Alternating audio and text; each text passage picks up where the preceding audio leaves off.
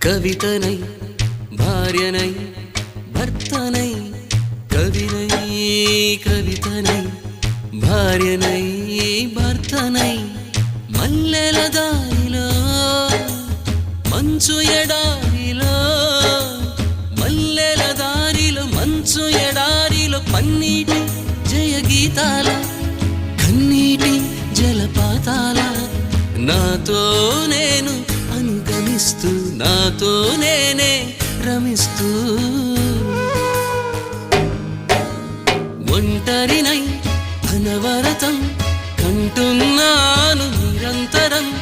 కలల్ని కథల్ని మాటల్ని పాటల్ని రంగుల్ని రంగవల్లుల్ని కావ్య కన్యల్ని ఆడపిల్లల్ని జగమంత కుటుంబం నాది